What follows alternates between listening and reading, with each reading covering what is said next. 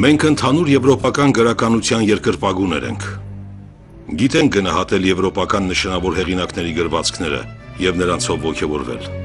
Սիրում ենք ծանոթանալ օտարների կյանքին ու սովորել օտար լեզուներ։ Իսկ մերը, մեր անցյալը, մեր լեզուն, դրանք ավելորդ են։ Միթե մինչև անգամ կարելի է դրանց մասին խոսք բացանել։ Ինքն իրեն արհամարելը թե տգիտությունը, և թե հոգու տկարության ապացույցը։ Հայ անվանի լեզվաբան, գրականագետ, ակադեմիկոս, հայ նոր բանագիտության հիմնադրի խոսքերն են։ Նա արևելահայերենի արդի ուղղագրության հեղինակն է։ Տարիների ընթացքում կատարած հսկայածավալ աշխատանքի համար նրան շնորհվել է փիլիսոփայության և բանասիրության դոկտորի և գիտության վաստակավոր գործչի կոչում։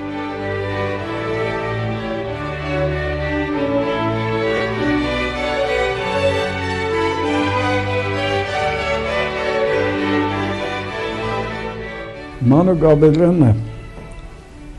հայ բանասիրական մտքի մեծագույն ներկայացուցիչն է և նոր հայագիտության սկզբնավորողն ու զարգացնող, բազմակողմանի գիտնական էր։ Եվ ինչպես Պարուշ Սևակն է բնութագրել նրան, իմ դոկտորական ադենախոսն էր նա, 70 իր մահվանից 20 օր առաջ։ Ուրեմն Աբելյանի մեջ ասում է 3 հիմնական մասնագետեր նստած։ Առաջինը մեծագույն լեզվաբանը, երկրորդը մեծագույն գրականագետը և երրորդը մեծագույն բանագետը, ֆոլկլորիստը, ֆոլկլորային ամբողջ բանը նա հետազոտեց մեզ։ Եվ չորրորդ տեղում ասում է արդեն իբրև հավելյալ այսպես բանասիրական տաղաչափությունն էր հայերենի և տաղաչափագիտությունը արանքում էլ տեղ տալով ուրեմն մեծագույն տաղաչափագետ է և արանքում էլ տեղ տալով նաև մեծագույն պատմաբանին և այս բազմազան հատկանիշներով Աբելյանը լրիվ տարբերվում էր բոլոր հայագետներից։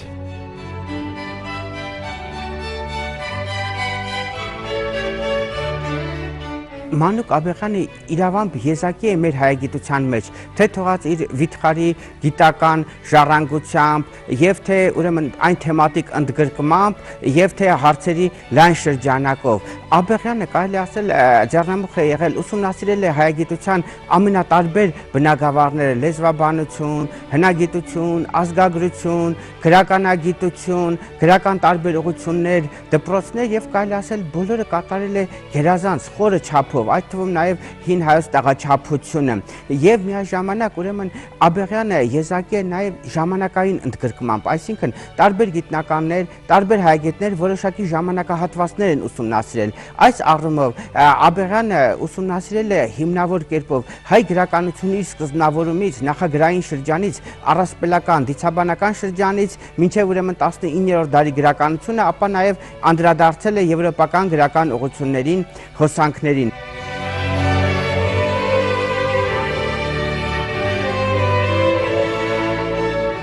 Մանուկ Աբելյանը ինձ համար հայ բանասիրության և ընդհանրապես հայ գիտության հսկաներից է։ Իր մասին խոսելիս ամենից առաջ կուզեի հիշել Փավստոս Բուզանդի այդ Վասակ և շապու հայտնի հատվածը, որտեղ Վասակը շապուհին ասում է. «Ես հսկա էի, մի ոտս իմի օլերին կար և մյուս ոտս իմի օլերին կար, հորժամ հաչ ոտնս հենուի, զաչ լյարն ընդգետին տանեի, հորժամ ի ձախ ոտնս հենուի, զախ լյարն ընդգետին տանեի»։ Հիմա Աբելյանը իրոք հայ բանասիրության այն հսկաներից էր, որը կանգնած էր մի ոտքով գրականագիտության, բանագիտության, մյուս ոտքով լեզվաբանության այդ երկու ժայռերի վրա,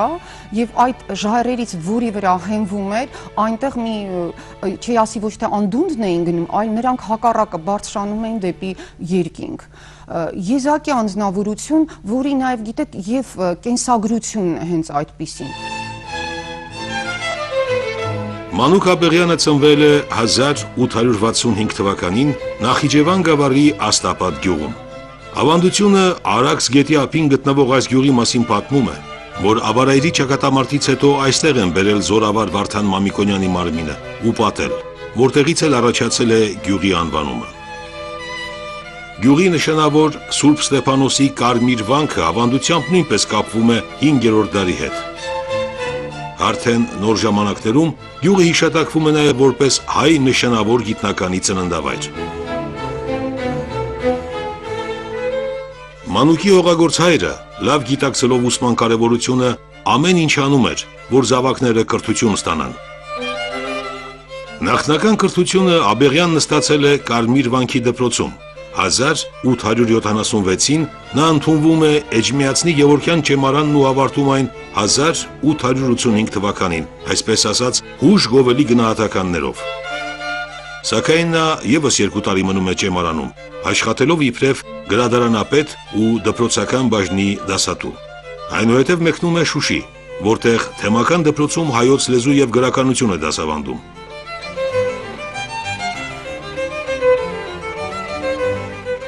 Աբեղյանը մուտք է գործել գրական ասպարեզ Շուշիում հրատարակած իր բանաստեղծությունների նմուշները ժողովածուով, որում ներկայացված են հայ ժողովրդական ավանդություններն ու զրույցները։ Այստեղ էլ ներկայացնում է իր գրառած Սասնա ծռեր հերոսավեպի մոկած նոր տարբերակը՝ Դավիթ եւ Մհեր, ապա կատարում առաջին բանասիրական մասնագիտական հետազոտությունը՝ ազգային վեպը։ Գովաբանական կարծիքները նպաստում են, որ նա այդուհետ զբաղվի գիտությամբ։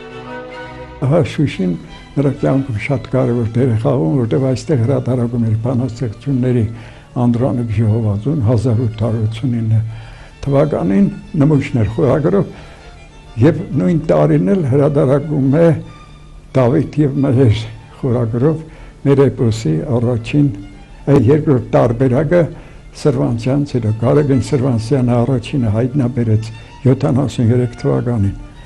եւ տպագրեց Պոլսում գրոց եւ գրոց ժողովածուն, իսկ երկրորդ տարբերակը հայտնաբերեց Մանուկ Աբեղյանը 1886 թվականին եւ հրատարակեց Շուշիում ուրեմն այս 89 թվականին եւ այստեղից սկսում է Մանուկ Աբեղյանը գիտական գործունեությունը։ Աբեղյանն իր մանկավարժական գործունեությունը շարունակում է Թիֆլիսի Հովնանյան օրիորդաց վարժարանում։ Թիֆլիսում նա թղթակցում է Նոր դար օրաթերթին, գիսավոր եւ վարսամ կեղծանուններով, որոշ ժամանակ զբաղեցնում է խմբագրի պաշտոնը։ Իր հոդվածներում նա անդրադառնում է ժամանակի գրականությանը, թատրոնին ու լեզվական խնդիրներին։ Դրա հետ մեկտեղ Աբեղյան հրապարակախոսը իր ուշադրության կենտրոնում է պահում նաեւ ազգային հասարակական խնդիրները։ Եվ այստեղ այս թվականներին նա գրում է, զբաղվում է հատկապես նոր հայերենի արևելահայ աշխարհապարի շեշտ ուրեմն արտաքին խնդիրներով ուղղագրության հարցով։ Մեր լեզվի ուղղագրությունը գիրքը 1892 թվականին եւ հետո շեշտը արևելյան աշխարհապարում շեշտադրություն, որ շատ կարևոր հետազոտություն է, գրապարի երկբարբարները եւ այլն, որոնք այսպես Աբեղյանին արդեն կապում են լեզվաբանության հետ նաեւ։ Գիտության մեջ մեծ նվաճումների հասնելու ձգտում ունեցող Աբեղյանը գիտակցում է, որ դրա համար անհրաժեշտ է բարձրագույն կրթություն ստանալ Եվրոպայում։ Իր նախկին ուսուցիչ ու բարեկամ Փիլիպոս Վարդանյանի ջանքերով ու միջնորդությամբ Աբեղյանը ստանում է հայտնի բարերար Ալեքսանդր Մանթաշյանի հովանավորությունը եւ 1893-95 թվականներին ուսանում է Յենայի ու Լայպցիգի համալսարանների բանասիրական ֆակուլտետներում։ Այստեղ ապագա գիտնականը հիմնականում զբաղվում է գերմանական գրականության ու լեզվի ուսումնասիրությամբ։ Գերմաներենով գրված հայ ժողովրդի հավատալիքը ուսումնասիրության համար Յենայի համալսարանում նա ստանում է փիլիսոփայության դոկտորի գիտական աստիճան։ 2 տարի որպես ազատ ունկնդիր դասախոսություններ է լսում Բերլինի եւ Փարիզի Սորբոնի համալսարաններում։ Նա ուսումնասիրում է ֆրանսիական գրականությունը, գրում գրական դպրոցներ աշխատությունը, որտեղ առաջին անգամ հայերենով ներկայացվում է համաշխարհային գրականության զարգացման ընթացքը։ Ինչն է հետաքրքիր, լինելով բանասեր, այսպես երթվյալ, նա փիլիսոփայական գիտությունների դոկտոր էր նաև։ 1898 թվականին Յենայի համալսարանում նա պաշտպանում է իր դոկտորական ատենախոսությունը, որը հայոց հին հավատալիքներն էր։ Այստեղ հավաքում է ամբողջ հայկական դիցարանը, վերլուծում այն եւ ներկայացնում նաև հայ կերպարի, հայ ազգի, ցեղի այդ հոգեվոր պատկերացումները Աստծո եւ նրա մնացած ըմբռնումների վերաբերյալ։ Պատահական չէ, որ դա նշում եմ, որովհետեւ այդ փիլիսոփա լինելը եւ աշխարհի փիլիսոփայական ընկալումը նրան օգնեց եւ լեզվաբանության եւ գրականագիտության եւ ընդհանրապես այն բոլոր ոլորտների մեջ, որտեղ ինքը եղել է։ Աբեղյանի մեթոդի կարևորագույն հատկանիշներից մեկը դա խոր պատմականությունն էր։ Այսինքն օրինակ այսօր տարբեր գրականագիտական ուղղություններ կան, այսպես կոչված ինքնին տեքստային վերլուծություն կոչված կամ այդ կառուցվածքային ստրուկտուրալ, երբ որ վերցնում են գրական տեքստը, կա ուրեմն ինքնին վեր են լուծում։ Սա տարբեր ժողովուրդների համար միգուցե կիրառելի կլինի, բայց մեր ժողովրդի համար մեր գրականությունը ստուգաբանվում է մեր ժողովրդի պատմության շրջանակում եւ Աբեղյանի մեծագույն արժանիքը նա էր, որ նա ուրեմն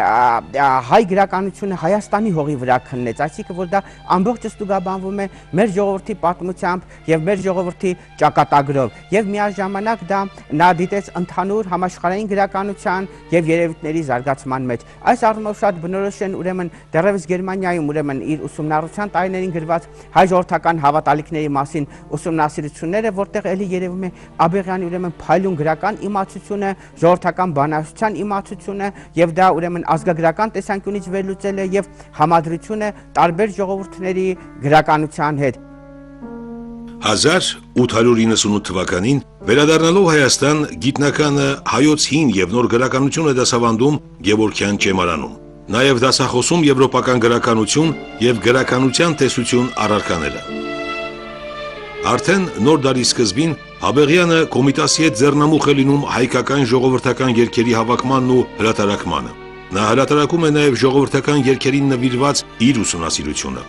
Աշխարհաբարի քերականություն, աշխարհաբարի հոլովները, աշխարհաբարի շարահյուսությունը աշխատություններով վերաքննում ու նոր հայացքով է դիտում հայերենի քերականությունն ու դրան հարակից թեմերը։ Բուն նրա փոփոխությունները հայոց լեզվի քերականագիտության մեջ կատարվեցին 1906 թվականին հրատարակված հայոց լեզվի քերականություն գրքով, որը դպրոցական դասագրքի տեսք ուներ, բայց հիմնովին վերափոխում էր մեր ըմբռնումները քերականագիտական, եւ նա գնում է Աբեղյան ասում է երբեք նորաձևությունը եւ նոր խոսք ասելու վերապետը այդպիսի տադակ բաներ ինձ չեն հետաքրքրել։ Ինձ հետաքրքրել է այն ճշգրիտ պատկերը, որ իսկապես կա մեր քերականագիտության մեջ։ Մինչև մի ասում է բոլոր քերականությունները ձևվել են լատիներենի քերականության հիմքի վրա, այդ թվում նաև մեր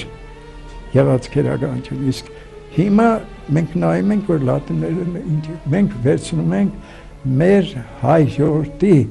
հենց բուն լեզվական հատկանիշների, ելնելով նրա երգերի, էպոսի եւ այլնի եւ մեր գրողների լեզվից քննելով ցույց տալ թե նոր հայերին, որովհետեւ խոսքը գնում է արևելյան աշխարհաբարի մասին, որ ամենա ազգային ոգին մեր ժողովրդական ստեղծագործությունների մեջ են պահպանված, ուստի եւ մեծ տեղ էր հատկացնում ժողովրդական խոսակցական լեզվին։ Հետագայում նա զարգացրեց իր հայոց լեզվի շարահյուսություն 11 թվականին հրատարակեց 20-ական թվականներին ուրեմն հայոց լեզվի տեսությունը մի փիլիսոփայական տեսական հետազոտություն եւ որը իր այդ փիլիսոփայական բարձր հատկանիշների պատճառով էլ փաստորեն հայոց գիտական քերականության հիմք տրվեց դրանով մեր աշխարհաբար հայերենի գիտական քերականության։ Էջմիածնի ճեմարանում առաջացած մի շարք խնդիրների պատճառով Աբեղյանը տեղափոխվում է Թիֆլիս։ Հայոց լեզվի ու գրականության ուսուցիչ է աշխատում Ներսիսյան եւ Հովնանյան դպրոցներում։ Հայ մշակութային կենտրոն համարվող Թիֆլիսում բնակվող հայ գործիչների պես Աբեղյանը եւս ընդգրկվում է հայ գրողների Կովկասյան ու հայոց ազգագրական ընկերություններում։ Թիֆլիսահայ մտավորականության բուռն հետաքրքրությունն են առաջացնում Աբեղյանի ուսումնասիրությունները նվիրված հայ հին եւ միջնադարյան գրականությանը, մասնավորապես Գրիգոր Նարեկացուն։ Հայաստանի առաջին հանրապետության առաջին օրերից իշխանությունները նախաձեռնում են Երևանում պետական համալսարանի հիմնումը։ Կառավարությունը ժամանակավորապես Ալեքսանդրապոլում բացում է համալսարան։ Կրթության եւ մշակույթի նախարար Նիկոլ Աղբալյանի հրավերով Աբեղյանը գալիս է Հայաստան ու նշանակվում համալսարանի պատմաբանացիական ֆակուլտետի դեկան։ Նրան հանձնարարվում է ղեկավարել նաեւ զինվորականների ուսումնական դասընթացները։ Դրա հետ մեկտեղ գիտնականը ձեռնամուխ է լինում հայերեն ռազմական եզրույթների ստեղծմանը։ Աբեղյանը գրեթե նույն գործն է անում նաև խորհրդային Հայաստանում, որպես ռազմական կոմիսարի անձնական քարտուղար նա կազմում է ռազմական եզրույթների ռուս-հայերեն բառարանը։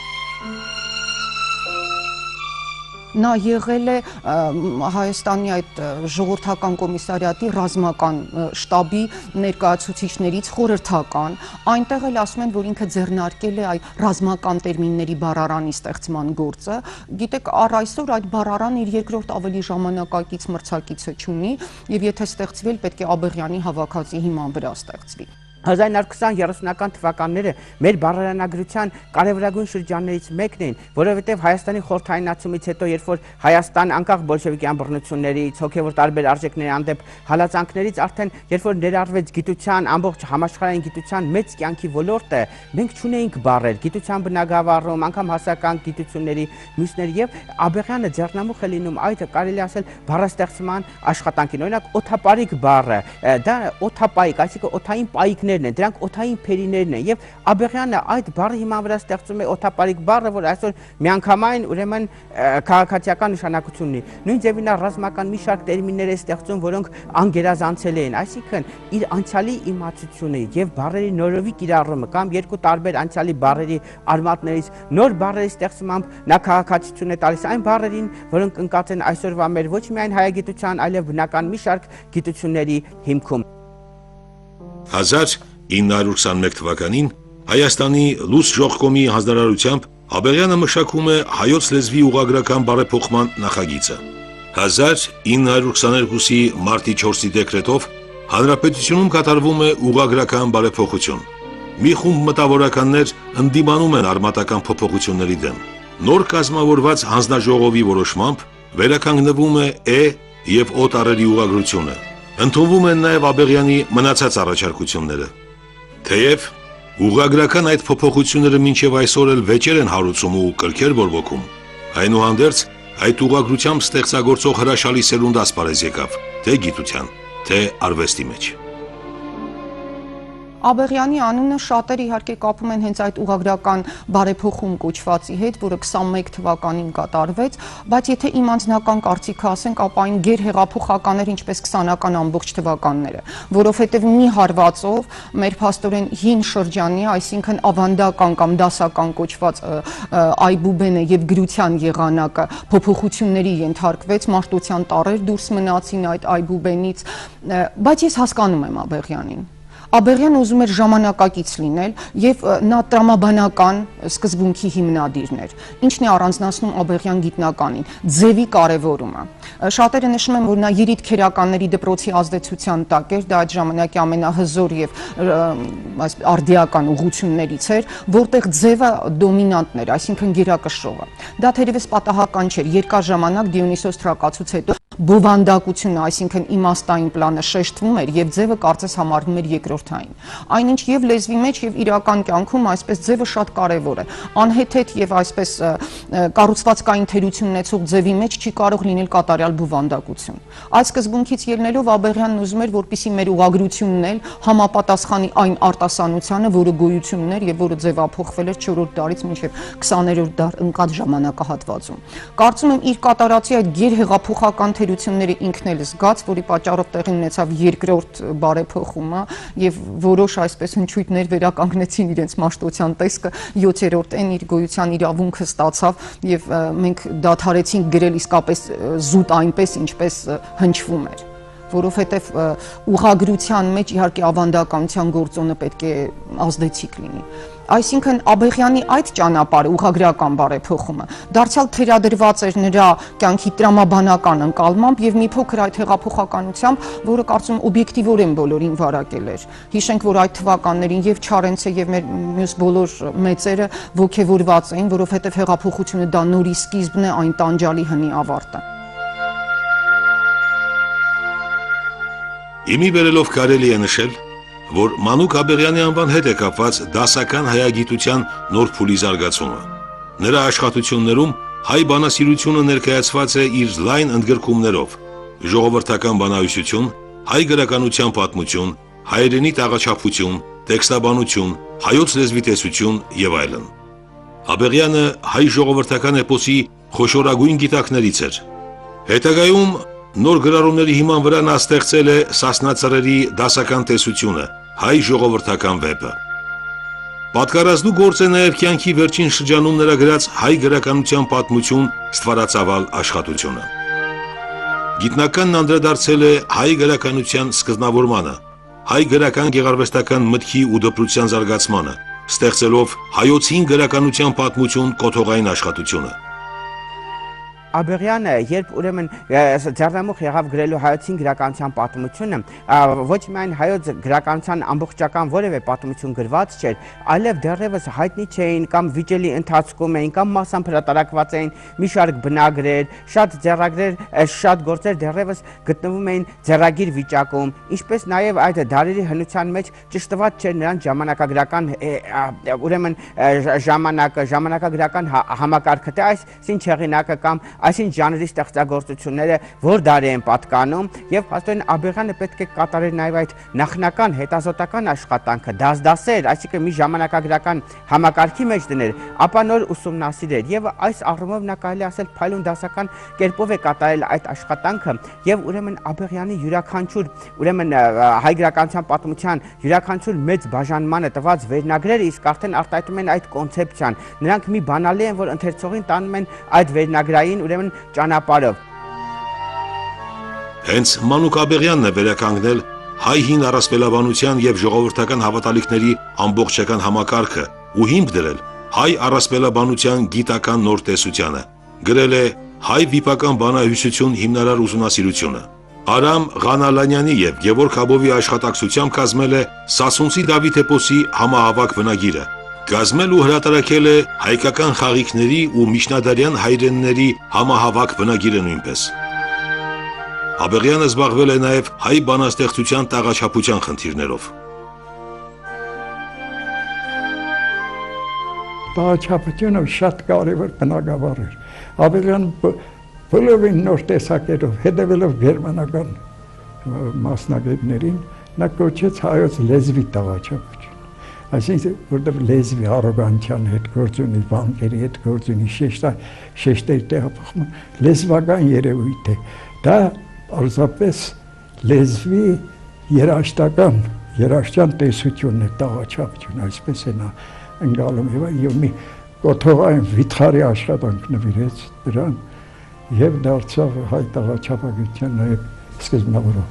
Տաղաչափությունն էլ այն կարևոր հատկանիշներից մեկն է, կարելի ասել բանաստեղծության զարկերակն է, չէ, ռիթմը եւ դարձյալ էլի պատմական ուրեմն մոտեցմամբ նա ցույց է տալիս հայ բանաստեղծության, հայկական տաղաչափության զարգացումը եւ ընթացքը եւ այս առումով մի շատ բնորոշ զուգահեռ է կատարել ուրեմն Եղիշե Չարենցը։ Առաքել Բահաթիրյան կար, որը Շուշեցի մի ուսուցիչ էր եւ հայոցի տաղաչափությունը խոնունք մի ուրեմն ուսումնասիրություն է գրել։ Նա այս Բահաթիրյանը շատ լավ չիմանալով հայ գրականությունը, անգամ առանց դեպքերում տաղաչափության հարցեր հանճարեղ ինտուիցիայով կռահել է այն օրինաչափությունները, որոնք այնուհետև փաստային, կարելի ասել մաթեմատիկական ճշգրտությամբ, վիճակագրությամբ ցույց տվեց Աբեղյանը եւ Չարենցը այսպեսի մի միտք ունի, ասում եմ, նա այդպես իր բանը ինտուիցիայով, կանխատեսությամբ, ասում եմ, որպես մի ներքնատես, մեկը Բահաթիրյանը ասում է, ցույց տվեց այն ամենը, ինչ որ ասում է Աբեղյանը, ասում է մի եզի նման, որ հերկելով գնաց մեր գրականության միջով եւ հերկեց, ասում է, մեր գրականության անդաստանը։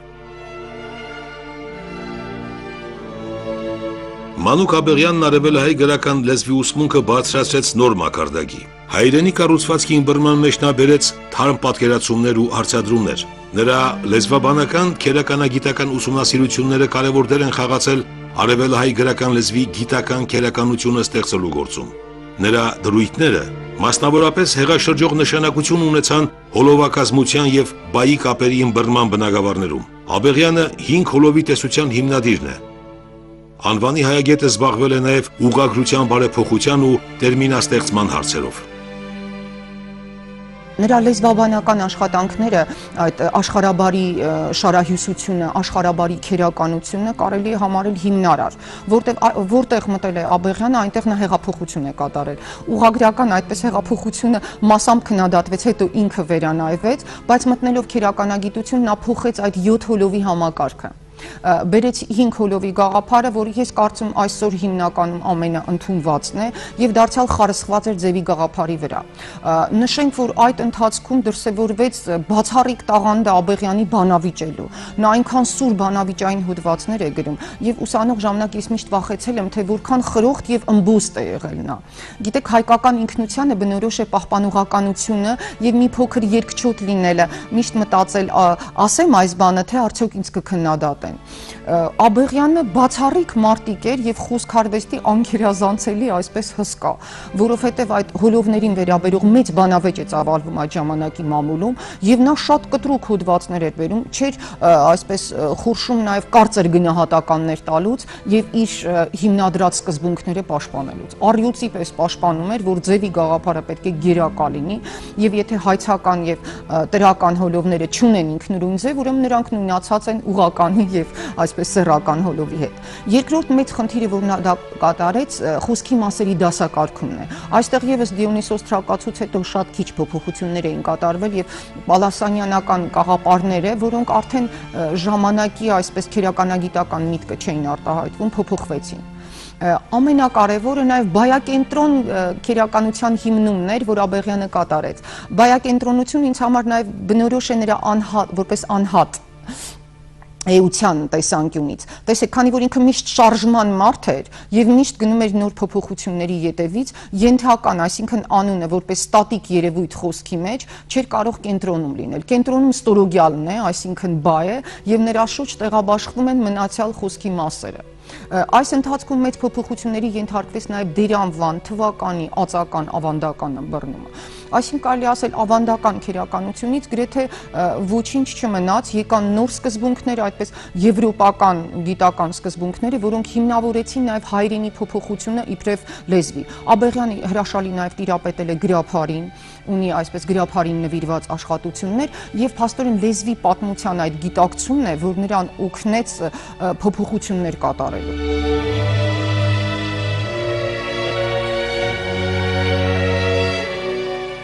Երեսունականներին հսկայացավալ աշխատանք կատարած գիտնականի առողջական վիճակը վատանում է։ Նա հրաժարվում է դասավանդելուց ու դադարեցնում իր երկարամյա մանկավարժական գործունեությունը։ Սակայն կանգ չեն առնում նրա գիտական մտքի որոնումները ու նրա գրչի տակից նորանոր աշխատություններ են ի հայտ գալիս։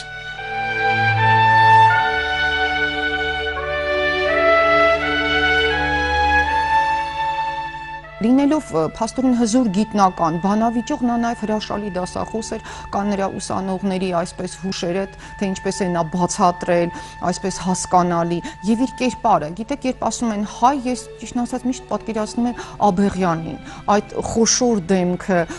ազդեցիկ քիթը եւ գանգրահեր մազերը, կեցվածքը, որքան ինքը մտկով էր խոշոր եւ իր կատարած այդ ուսումնասիրություններով, այդքան էլ նրա արտաքինն էր ներդաշնակ։ Եվ դարձյալ նշեմ, որ բանասիրության մեջ ցավոք սրտի Աբեղյանից հետո չեղավ մեկը, որը կարողանար այդքան մեծ տարածքներ ընդգրկել։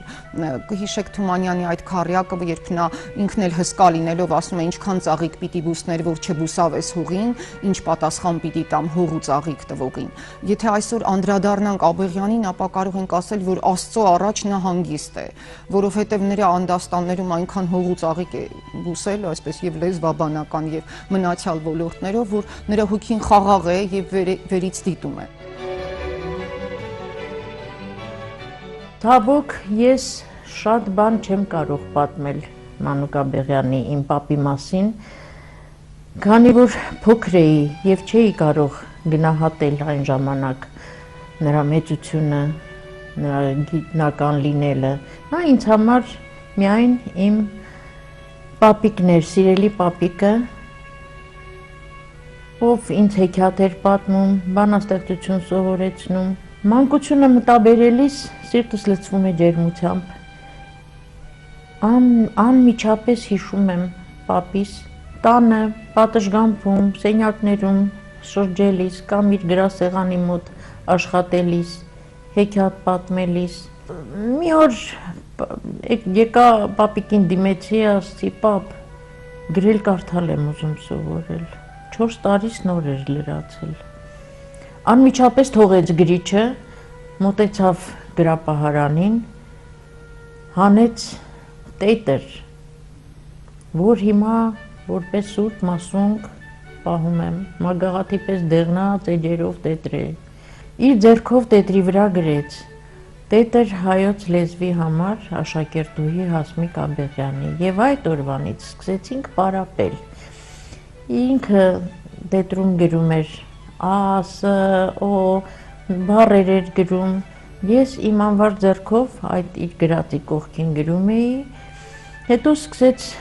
ինձ թվերը սովորեցնել, որից հետո նաև ժամացույցը, ինչպես են իմանում ժամը քանիսն է։ Քայլում է պապը սենյակում կամ պատշգամբում, մոտենում եմ քաշում թևից։ Պապ, հասկանում է արդեն, սկսում է ժպտալ, գալիս նստում է աթոռին, անմիջապես բարձրանում եմ ծնկներին։ Պապ, հեքիաթը։ Եվ պապիկը անմիջապես սկսում է պատմել իմ սիրած հեքիաթը, Թումանյանի անհաղթ աքլորը։ Ես ամեն անգամ, երբ ասում է աքլորը դուրս է թռչում թագավորի փորից եւ սկսում է թևերը թափահարելով ծուղրուղու կանչել, ես ցած եմ իջնում ծնկներից, սկսում եմ ինքս էլ ծուղրուղու կանչելով պտտվել, ծիծաղում է պապիկս ինձ վրա, հետո անգամ արցունքոտվում են աչքերը սրբում է եւ գնում է աշխատելու։ 40-ականների սկիզբը կարծես գիտնականի մեծ վաստակի գնահատման շրջանը լինի։ Նա նշանակվում է Երևանի պետական համալսարանի բանասիրական ֆակուլտետի հայոց լեզվի ամբիոնի պրոֆեսոր, իսկ գիտական խորհուրդը Գիտությունների ակադեմիայի ակադեմիկոսի կոչման է արժանացնում։ Բայց հիվանդությունը հաղթում է մեծ գիտնականին, եւ նա 1944 թվականի սեպտեմբերի 25-ին կնքում է մահկանացուն։ Նա անկավ հսկա կաղնու նման ու ծանր լռություն տիրեց անտառում, հետագայում գրել է Դերենիկ Դեմիրճյանը։